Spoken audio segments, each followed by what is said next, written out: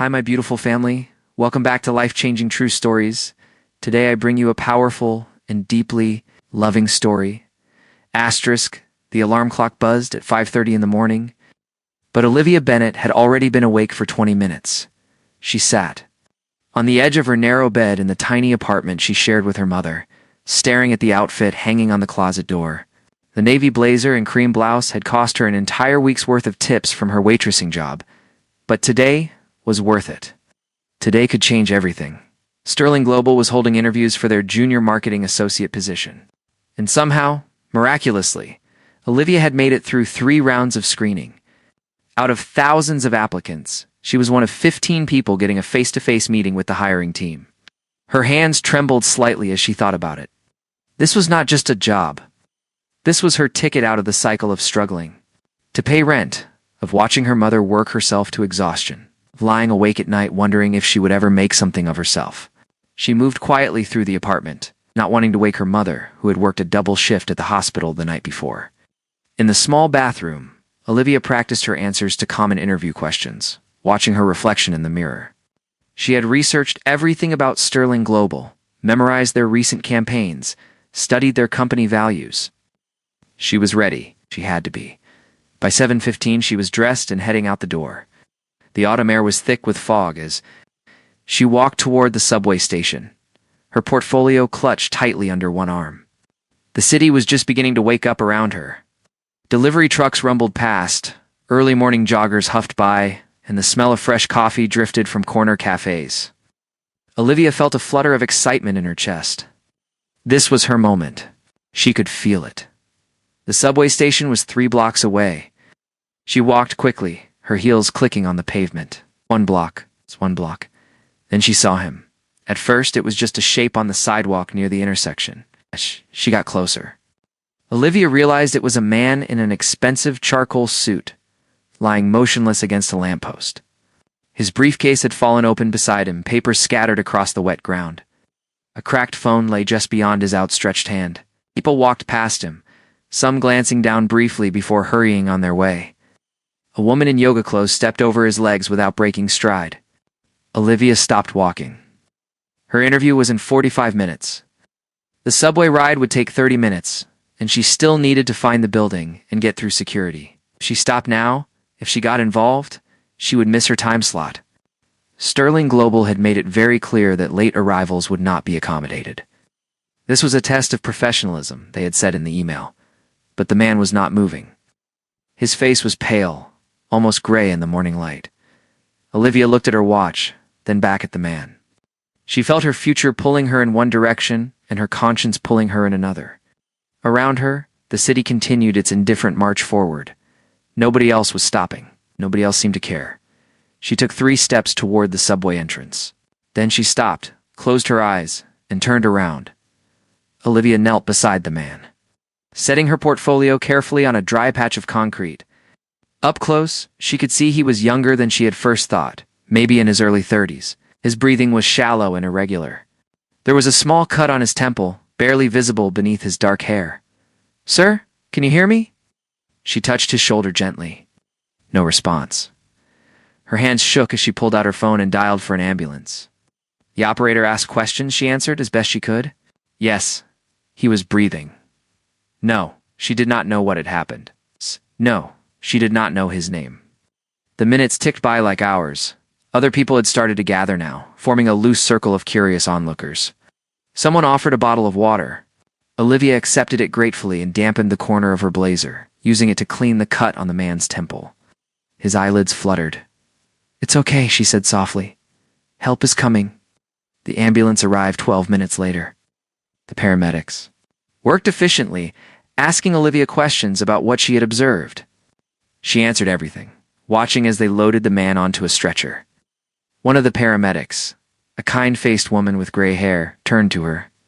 "You did good, honey. A lot of people would have just kept walking." Olivia nodded, unable to speak past the lump in her throat. As the ambulance pulled away, she looked at her watch. 8:23. That interview had started 8 minutes ago. She ran anyway.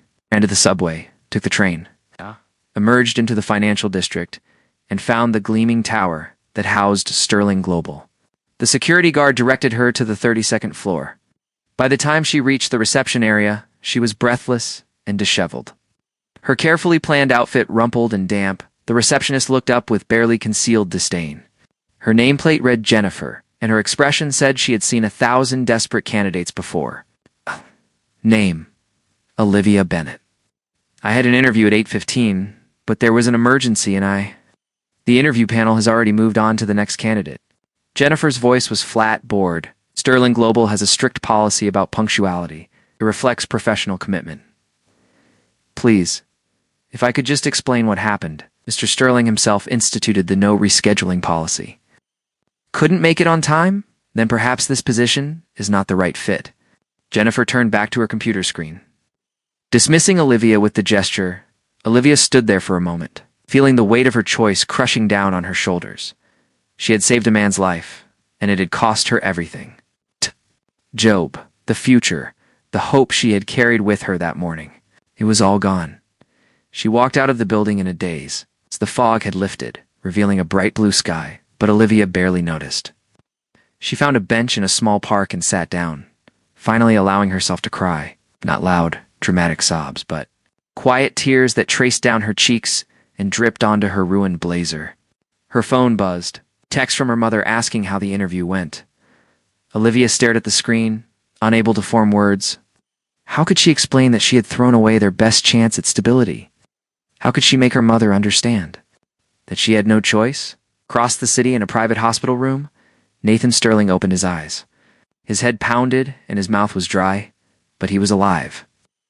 His assistant, Richard, sat in a chair nearby, typing on a laptop. What happened? Nathan's voice came out rough. Richard looked up, relief flooding his features. She collapsed on the street this morning. Low blood sugar combined with exhaustion, the doctors say. You have been pushing yourself too hard again. Nathan tried to sit up and immediately regretted it. How did I get here? A woman called the ambulance and stayed with you until the paramedics arrived. She probably saved your life. What woman? Richard shook his head. We do not know. She left before anyone could get her information. The paramedics said she seemed very concerned about you, though. Cleaned your wound, kept talking to you even when you were unconscious. Nathan leaned back against the pillows, processing this information. A stranger had helped him, had stayed with him when she had no obligation to do so. In his world of calculated relationships and transactional kindness, the concept felt almost foreign. Find her, he said quietly. Sir? Find the woman who helped me. I want to thank her. Richard nodded, making a note. But Nathan was already drifting, his mind circling around the mystery of someone who had cared for a stranger, expecting nothing in return. It was a puzzle he could not quite solve. Nathan Sterling had built his empire on solving puzzles. Meanwhile, Olivia walked home through the bright afternoon, unaware that the man she had saved was the very person whose company had turned her away. Unaware that their lives had just become impossibly, irrevocably tangled. Unaware that sometimes the worst moments can become the beginning of something extraordinary. 3 weeks had passed since the morning that changed everything. Olivia sat in her small apartment, scrolling through job listings on her laptop while her mother prepared dinner in the kitchen. The rejection from Sterling Global had stung, but life moved forward whether she was ready or not. She had bills to pay and a future to build, even if it looked different than she had imagined. Her phone rang, an unknown number. Olivia almost let it go to voicemail, but something made her answer. Hello, is this Olivia Bennett? A professional female voice asked. Yes, this is she. My name is Carol, and I'm calling from Elite Staffing Solutions. We have a temporary administrative position available at a corporate office in Manhattan. The pay is decent, and it could lead to permanent placement. Would you be interested? Olivia sat up straighter. Absolutely. What company is it? I can provide those details if you come in for a brief interview tomorrow morning. Are you available at 10? Yes, I will be there. After hanging up, Olivia felt a small spark of hope return. It was not the marketing position she had dreamed of, but it was something. A foot in the door somewhere. She would make it work. The next morning, Olivia arrived at Elite Staffing Solutions dressed professionally, but modestly. The interview was short and straightforward. Carol, a woman in her 50s with kind eyes, explained that the position was at Sterling Global. Olivia's heart sank for a moment, but Carol continued. It is an administrative support role in the executive wing. You would be handling filing, document preparation, and general office tasks. The position starts immediately if you are interested. Olivia hesitated only briefly. Pride was a luxury she could not afford. I am very interested. Wonderful. You start Monday morning. That Monday, Olivia entered the Sterling Global building through a different entrance, wearing different clothes, carrying different expectations. She was assigned to the executive floor, a world of glass walls, expensive art, and hushed conversations. Her supervisor, a stern woman named Patricia, gave her a quick tour and a stack of files to organize. The executives on this floor value discretion and efficiency, Patricia said. Do your work quietly. Do not interrupt meetings, and do not attempt to socialize with the leadership team. Is that clear? Yes, perfectly clear. Olivia spent her first few days learning the layout of the floor, delivering documents and trying to remain invisible. She caught glimpses of important people in expensive suits having important conversations. Nobody looked at her twice. She was part of the background now, and that was fine. She needed this job. On Thursday afternoon, everything changed. Olivia was in one of the glass-walled conference rooms. Wiping down the table after a meeting, when the door opened suddenly, she looked up and froze.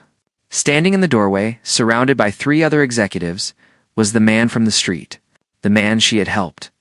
His dark hair was perfectly styled now, his suit immaculate, and his presence commanded the entire space. Nathan Sterling stopped mid-sentence when he saw her. Their eyes met, and Olivia watched recognition dawn across his features. The other executives continued talking, oblivious to the sudden tension in the room. Excuse me, Nathan said, cutting off one of the men mid-word. He walked directly toward Olivia, who stood rooted to the spot, her cleaning cloth still in her hand. I know you. Do not think so, sir. Her voice came out barely above a whisper. The street. 3 weeks ago. You called the ambulance. It was not a question. The other executives had fallen silent now, watching the exchange with confused expressions. Olivia felt her cheeks burn. I am glad you are okay, she managed to say. Nathan studied her face and something softened in his expression. Thank you. I have been looking for you. Sir, we really should continue this meeting, one of the executives interjected. The Tokyo office is waiting on the call. What? Nathan held up a hand without looking away from Olivia.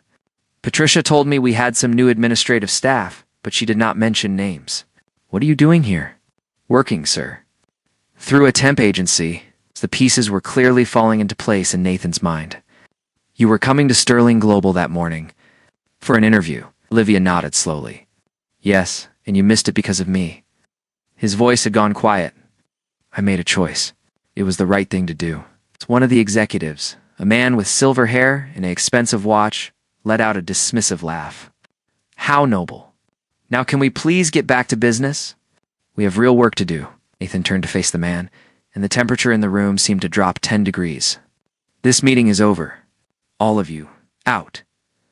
But Nathan, the Tokyo deal. Out. Now. The executives filed out, shooting curious glances back at Olivia as they left. When the door closed, Nathan turned back to her. Why did not you come back? Why did not you explain what happened? I did. The receptionist said there were no exceptions to the policy. Your policy, apparently. Nathan ran a hand through his hair, a gesture that made him look suddenly younger, more human. That policy exists because I got tired of people making excuses. But you did not have an excuse. You had a reason. There is a difference. It does not matter now. I have this job, and I am grateful for it. It does matter. Nathan pulled out his phone and made a call. Patricia, I need you to pull the file for Olivia Bennett. She interviewed for the junior marketing position 3 weeks ago. Bring it to my office immediately. He hung up and looked at Olivia. Come with me, sir. I really should finish my work. That was not a request. Miss Bennett. Olivia followed him through the maze of glass offices to a corner suite with floor-to-ceiling windows overlooking the city. The office was surprisingly understated for a billionaire. It's mostly clean lines and functional furniture, though everything was clearly expensive. Nathan gestured to a chair across from his desk. Sit. He remained standing, pacing slightly. I built this company from almost nothing, he said. My father lost everything when I was 17. Bad investments, worse decisions. We went from wealth to bankruptcy in less than a year. He could not handle it. Heart attack at 52. Nathan stopped pacing and looked at her. I clawed my way back up because I learned to trust only results, only measure. No excuses, no exceptions, no sentiment. It worked. It made me successful. I understand, sir. Do you? Because I am not sure I do anymore. He sat down across from her. When I woke up in that hospital, my assistant told me a stranger had saved me. I could not stop thinking about it. In my world, nobody does anything without an angle. But you did. You sacrificed something important to help someone you did not even know. Patricia knocked and entered, handing Nathan a folder before leaving again. He opened it and scanned the contents. Your application was impressive. Strong academic record, despite working multiple jobs. Creative portfolio. Excellent recommendations. He closed the folder. You should have gotten this position. The other candidates were probably more qualified. Actually, we hired someone with half your qualifications but better connections. That is how this world works usually. Nathan leaned back in his chair. I want to offer you the position now. Olivia felt her heart jump, but she forced herself to stay calm. I appreciate that, but I do not want charity. I do not want special treatment because of what happened. It is not charity. It is correction of an injustice. You earned this opportunity, and you lost it because of circumstances beyond your control. Circumstances directly related to me. No, the word came out stronger than she intended. If I take this job, I need to know I earned it properly. Not because you feel guilty and not because of some debt you think you owe me. Nathan stared at her in surprise. Nobody told him no. Olivia could see it in his expression. She pressed on. Give me a project. A real one. Let me prove what I can do. If my work is good enough, then we can talk about the position. If it is not, then I will continue in my current role without complaint. A slow smile spread across Nathan's face. You are either very brave or very foolish. Probably both. Right, Miss Bennett? You want to earn it? Fine. He pulled out a tablet and made some notes. We are launching a new product line next quarter. Sustainable tech for developing markets. The marketing team has been spinning their wheels for weeks trying to find the right angle. You have 1 week to give me a fresh campaign concept. Impress me, and the job is yours. Olivia stood, extending her hand. Thank you, Mr. Sterling. You will not regret this. His handshake was firm and warm. I hope not. And Olivia, call me Nathan. Over the following week, Olivia threw herself into the project with everything she had. She worked late nights in the small office space Patricia had grudgingly provided, researching markets, studying demographics, and crafting a campaign that felt authentic and meaningful. She barely slept, living on coffee and determination. Nathan found himself inventing reasons to walk past her office. He would see her hunched over her laptop, papers spread everywhere, completely absorbed in her work. It reminded him of himself years ago, before success had made him cynical. There was something magnetic about her focus, her genuine passion for the work itself, rather than what it could get her. On the 5th night, he knocked on her door around 8 in the evening. She looked up, startled, her hair falling out of its ponytail and dark circles under her eyes. You are still here, he observed, almost finished. Just refining the presentation. Have you eaten dinner? Olivia blinked at him. I had a granola bar around 3. Nathan shook his head. Come on. Break time, I really should. That was not a request either. He took her to a small Italian restaurant a few blocks from the office, the kind of quiet neighborhood place where the owner knew him by name. Over pasta and wine, they talked about things that had nothing to do with work. Olivia told him about growing up with a single mother who worked as a nurse, about the father she barely remembered who had died when she was 8. Nathan shared stories about building his company, about the loneliness of success, about how he had forgotten what it felt like to connect with someone real. Everyone wants something from me, he admitted. Business deals, investments, connections. Even friendships feel transactional after a while. It sounds exhausting. It is. He looked at her across the table. You are the first person in years who has told me no, who has not tried to use me for something. I am using you for a job opportunity, Olivia pointed out with a small smile. A job you are earning. There is a difference. He poured more wine. Can I ask you something personal? Sure. Do you regret it? Stopping to help me? Missing your original interview? Olivia was quiet for a moment, considering, I used to think life was about making the right choices. But maybe it is more about making choices you can live with. I could have walked past you that morning, and I probably would have gotten the job. But I would have known I left someone who needed help. I could not live with that. Even though it cost you everything, it cost me a job. Not everything. She met his eyes. Besides, maybe things work out the way they are supposed to. Nathan felt something shift in his chest, a warmth he had not experienced in longer than he could remember. This woman, with her simple wisdom and unshakable integrity, was changing something fundamental in how he saw the world. On the seventh day, Olivia presented her campaign concept to Nathan and his marketing director. She was nervous, but prepared. Walking them through a strategy that positioned the new product line not as charity for developing nations, but as innovation that benefited everyone. She had found local voices to partner with, created messaging that respected rather than patronized, and developed a social media strategy that felt authentic and powerful. When she finished, the marketing director leaned back in his chair. This is the best work I have seen from anyone on this project. Where did you say you worked before? I did not, Olivia replied simply. Nathan stood up. Olivia, could you step outside for a moment? She left the room, her heart pounding. Through the glass walls, she could see Nathan and the marketing director in intense conversation. 5 minutes felt like an hour. Finally, Nathan opened the door. Come back in. She returned to find both men smiling. Welcome to Sterling Global, Miss Bennett, the marketing director said. I look forward to working with you. Olivia felt tears prick her eyes but blinked them back. Thank you. I will not let you down. After the meeting, Nathan walked her back toward her office. They moved slowly, neither seeming to want the moment to end. You did it, he said. Completely on your own merit?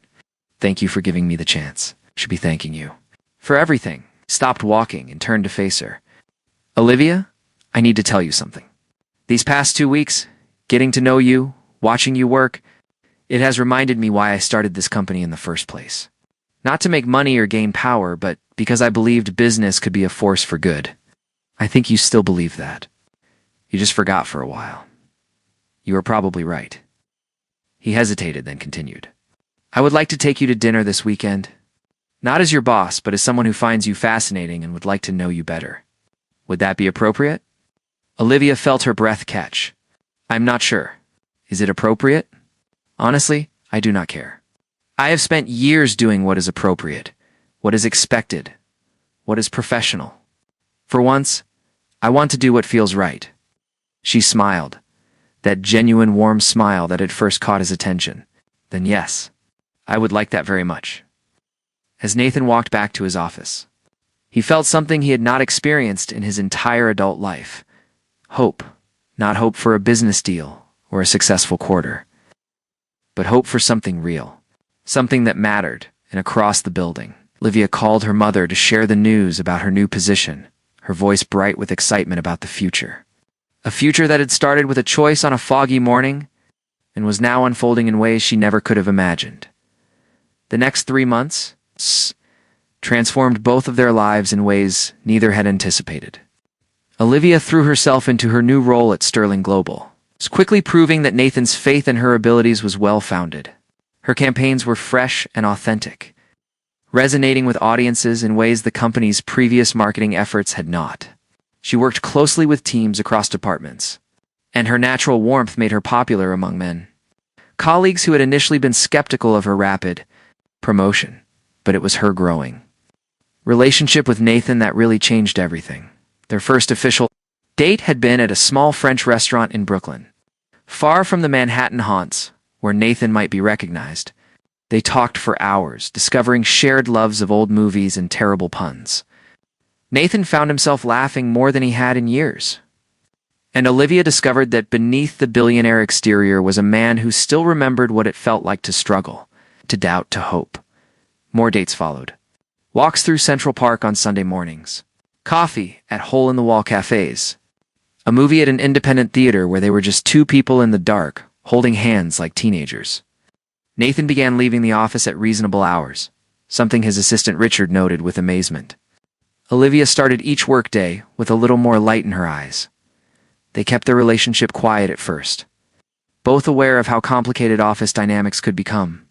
But in a building full of gossips and observers, secrets never lasted long. The whispers started around week 5.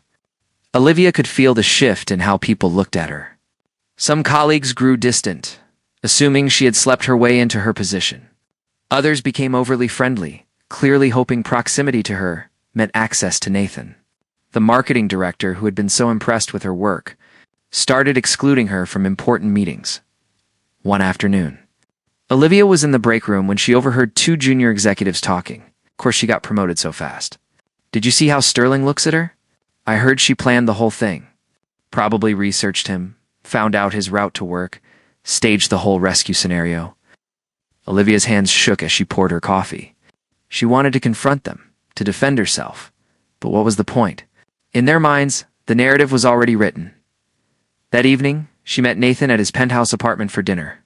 He had been cooking, something that still surprised her. The billionaire CEO of Sterling Global, making pasta in faded jeans and a casual shirt, is a version of him the world never saw. It was the version she was falling in love with. Over dinner, she told him about the gossip. Nathan's expression darkened.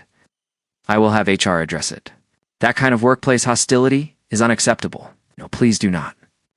That will only make it worse. They will say, 'I ran to you for protection, that I am using you.' You are not using me, Olivia. I know that." "You know that?" But they have already decided what they believe. She set down her fork, her appetite gone. Maybe this was a mistake. Maybe we should not be. Do not finish that sentence. Nathan reached across the table and took her hand. "I do not care what they think. I know who you are. I know what we have is real. But it is affecting my work, my credibility. Everything I have built there is being undermined by our relationship. Then we will be more public about it. Show them it is serious, not some casual affair." Olivia pulled her hand back gently. "Nathan, we live in different worlds. You know we do. You have a penthouse overlooking Central Park. I have a 1-bedroom apartment in Queens that I share with my mother. You attend charity galas that cost more than my annual salary. I clip coupons for groceries. None of that matters to me. But it matters to the world. And it matters to your board of directors, who I am sure are already concerned about you dating an employee from a working-class background." She was right, though Nathan hated admitting it. His board had already expressed concerns in their last meeting, carefully worded questions about appropriate boundaries and public perception, as if love could be managed like a quarterly earnings report.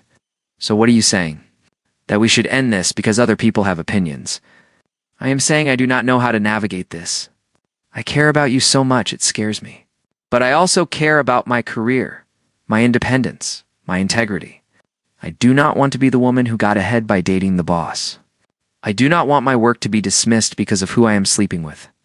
Nathan stood up and walked to the window, looking out at the glittering city below. "My father once told me that the hardest part of success is not earning it, but keeping your humanity while you have it. I did not understand what he meant until now. I built walls to protect myself, to keep people at a distance, because I thought that was strength. Then you came into my life and showed me that real strength is being vulnerable enough to let someone in." He turned back to face her. "I love you, Olivia. I did not plan it. I certainly did not expect it, but there it is. And I know the timing is complicated and the circumstances are messy, but when has love ever been convenient?" Olivia felt tears sliding down her cheeks. "I love you too. That is why this is so hard. And let me make it easier. Transfer to a different department. Or better yet, take a position at one of our subsidiary companies. Same level, same pay, but no direct reporting relationship. Then what we have is just what we have, and nobody can question your professional accomplishments. You would do that? I would do anything to make this work." He crossed back to her and knelt beside her chair, taking both her hands in his. "You saved my life that morning, Olivia. But you have been saving me every day since, in ways you do not even realize. You remind me that business is not just about profits. That success means nothing if you have nobody to share it with. That kindness and integrity matter more than quarterly earnings. You are making me cry. Is that a yes?" "It is a maybe. I need to think about it." But before she could think too clearly, he kissed her, and thinking became impossible. In that moment, with the city lights twinkling beyond the windows and his arms around her, Olivia felt the last of her walls crumble. This was real. This was worth fighting for 2 weeks later. Sterling Global announced that Olivia Bennett would be joining their newly acquired marketing firm, Bennett and Rhodes, as a senior strategist. The position was a promotion with no direct reporting relationship to Nathan Sterling. The gossip did not stop entirely, but it lost its sharp edge. Olivia's work spoke for itself, and gradually, grudgingly, people began to acknowledge her talent. But the real test came at the annual Sterling Global Charity Gala, a glittering event at the Plaza Hotel attended by New York's most influential people. Nathan had invited Olivia as his official guest, and she had agonized for days about whether to accept. Eventually, she decided that hiding their relationship gave power to the people who wanted to see her fail. She wore a simple emerald dress that had cost more than she was comfortable spending, her hair swept up in an elegant style her mother had helped arrange. When Nathan picked her up, the look on his face told her it had been worth every penny. The gala was overwhelming. Olivia recognized faces from magazines and news programs, people who shaped markets and influenced politics. She felt completely out of her depth, clutching a champagne glass and trying not to betray her nervousness. Nathan stayed close, his hand warm on the small of her back, introducing her to people with genuine pride in his voice. Some were kind. Others looked through her as if she were invisible, and a few regarded her with barely concealed disdain. The worst was Richard Blackwood, board member and majority shareholder who had made his fortune in real estate. He cornered them near the bar, his eyes cold and calculating. "Nathan, so this is the young woman we have been hearing so much about." He looked Olivia up and down dismissively. "Tell me, dear, what does your father do?" "He passed away when I was young," Olivia replied evenly. "Ah, and your mother?" "She is a nurse." "How quaint." Blackwood turned to Nathan. "I hope you are being careful. Gold diggers can be very convincing, especially the innocent-looking ones." Olivia felt her face burn. But before she could respond, Nathan stepped forward. "Richard, I am going to give you one chance to apologize to Olivia. One. Come now, Nathan. You are a smart businessman. Surely you can see this for what it is. A working-class girl who got lucky and is now playing you for everything she can get. She is the woman I love, and she has more integrity in her little finger than most of the people in this room combined, including you." The conversations around them had stopped. People were watching now, sensing drama. Blackwood sneered. "You are making a fool of yourself over some waitress who knew exactly what she was doing when she did." He did not get to finish. Nathan took Olivia's hand and led her toward the stage where the evening's program was about to begin. The host was introducing him for his annual address to the donors and partners. Nathan took the microphone. But instead of launching into his prepared speech about Sterling Global's charitable initiatives, he paused and looked out at the crowd. "Most of you know me as a businessman. You know my company, my track record, my reputation for being ruthless when necessary. What you probably do not know is that a few months ago I collapsed on a Manhattan street. Low blood sugar, exhaustion, the predictable results of working too hard and caring too little about my own well-being." The room was silent now, confused by this departure from the usual format. "I was saved by a woman who was on her way to a job interview at my company. She stopped, called for help, stayed with me until the ambulance arrived. In doing so, she missed her interview and lost her chance at the position she had worked so hard to get." Nathan found Olivia in the crowd. She was standing near the back, tears streaming down her face. "That woman is Olivia Bennett. She is brilliant, kind, talented, and yes, she is the woman I love. Some of you have made assumptions about her character and her motives. Some of you have whispered that she used me, manipulated me, traded on that act of kindness for personal gain." He paused, letting the words hang in the air. "Let me be absolutely clear. Olivia Bennett earned every opportunity she has received through talent, hard work, and integrity. She has actually turned down advantages I tried to give her, insisting on proving herself on her own merit. She did not pursue me. If anything, I pursued her. Because I recognize something most of you have forgotten, that character matters more than connections. That compassion is not weakness, and that real success is meaningless if you have lost your humanity in pursuit of it." Richard Blackwood had turned red, but Nathan was not finished. "This evening is supposed to be about charity. about giving back, about recognizing our responsibility to others. But how many of us actually live those values? How many of us would stop to help a stranger if it cost us something important? Olivia did. And if that makes her unworthy of your respect, then your respect is not worth having. He set down the microphone and walked off the stage, directly to Olivia. The room erupted in whispers and murmurs, but he did not care. He took her face in his hands and kissed her right there in front of everyone. "I am sorry," he whispered against her lips. "I should have done that weeks ago. You just told off half of New York's elite for me. I would do it again." They left the gala early. Walking hand in hand through Central Park, as the stars emerged overhead, Olivia leaned against Nathan's shoulder, feeling lighter than she had in weeks. "You know your board is going to be furious," she said. "Probably. I may have some interesting conversations ahead. Was it worth it?" Nathan stopped walking and turned to face her, his expression serious. "Olivia Bennett, meeting you was the best thing that ever happened to me. You changed my life, not just that morning on the street, but every day since. You showed me what really matters. So yes, it was absolutely worth it." "I love you," she said simply. "And I do not care who knows it." 6 months later, Nathan proposed on the same Manhattan street corner where they had first met. He had arranged for a small plaque to be placed on the sidewalk. Reading where everything changed, Olivia said yes through happy tears. And passers-by stopped to applaud, not knowing or caring that he was a billionaire. They were just two people in love, which was all they had ever wanted to be. The wedding was small, held in the hospital chapel where Olivia's mother worked. Nathan's assistant Richard served as best man, and Olivia's mother cried through the entire ceremony. The board members were not invited, though Nathan sent them each a piece of wedding cake with a note thanking them for their concern, as they danced at their reception in a modest restaurant in Queens. Surrounded by Olivia's nursing school friends and Nathan's small circle of true friends, Nathan realized something profound. He had spent years building an empire, accumulating wealth and power, believing that was what success looked like. But real success was this: being held by someone who loved him for exactly who he was, not what he could provide. "What are you thinking about?" Olivia asked, her head on his shoulder. "That I am the luckiest man alive, even though I made you get married in Queens. Especially because of that." She laughed, and the sound filled something in his soul he had not known was empty. This was what mattered. Not the corner office, or the stock price, or the board meetings. This moment, this woman, this love that had begun with an act of simple human kindness on a foggy autumn morning.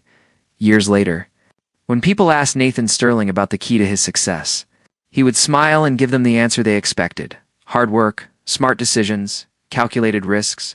But privately, he knew the truth. His real success had nothing to do with business.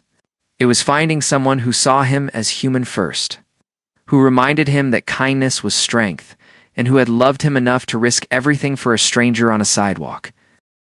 And Olivia, running her own successful marketing firm while volunteering at homeless shelters on weekends, would tell their story to anyone who asked, not as a fairy tale about a poor girl who married a billionaire, but as a reminder that sometimes the best things in life come from the moments when we choose compassion over convenience, when we help without expecting anything in return, when we open our hearts despite the risks. Their love story was not about wealth or status.